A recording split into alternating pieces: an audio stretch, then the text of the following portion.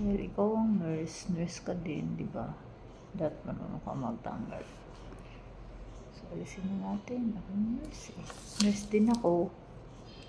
So, dapat ako na lang magtanggal. Parang ginawa ko before NGT.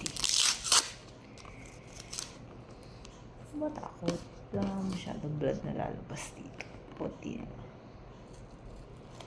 Kagabi kasi, pina-MRI ako dahil yun nga, madalas atake. Itong si ate, medyo natatakot sa loob. Kasi nga may claustrophobia ako. Kaya, ayun, gusto kong kapikit ako. Hindi rin naman ganun kadami yung binigay nila. Kasi nga, parang gising din ako. Sabi ko, ayoko din ng sobrang tulog na tulog para hindi masyado. So, ito siya. Ayan. Kanina yung mga tape muna yung tinanggal ko. Tapos ngayon, tanggalin mo na itong Tegaderm. O, diba? Naalala ko pa. Kahit matagal na ako school nurse.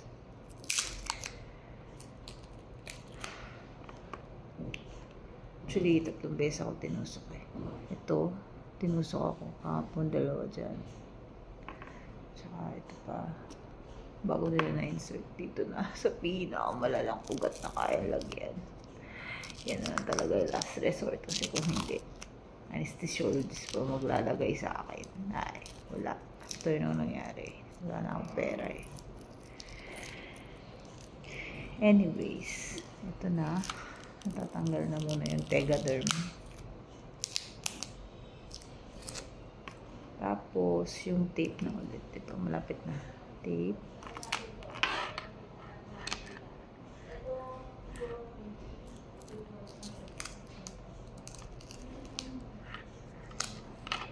Yan.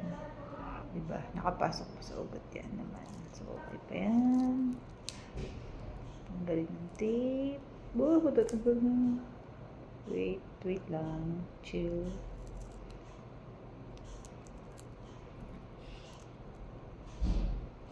Ay.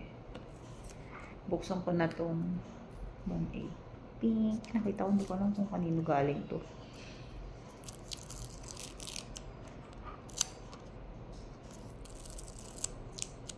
Ilalagay ko na para pag hinila ko, hindi na akong malalim.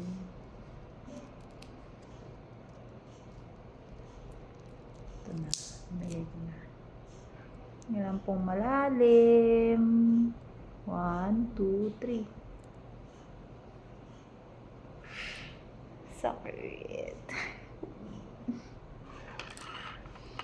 I swear, masakit. Hindi siya joke. Kasi laki ng ugat na yun eh.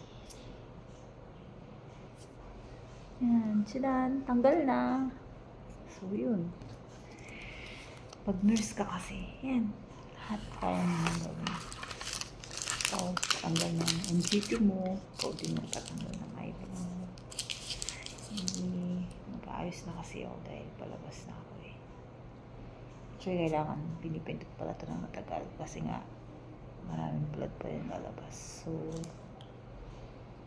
kalimutan ko. Sorry. Di alam ng nurse. So, ito. Ayan. Ayan natin. Ayusin ko lang.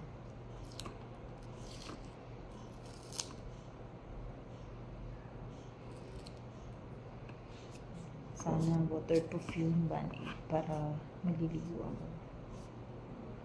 Yan. Yan, medyo tumigil naman eh. Kasi maliit lang naman yung ano.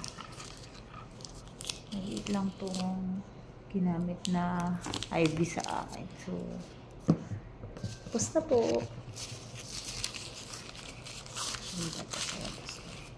Yan. Bye!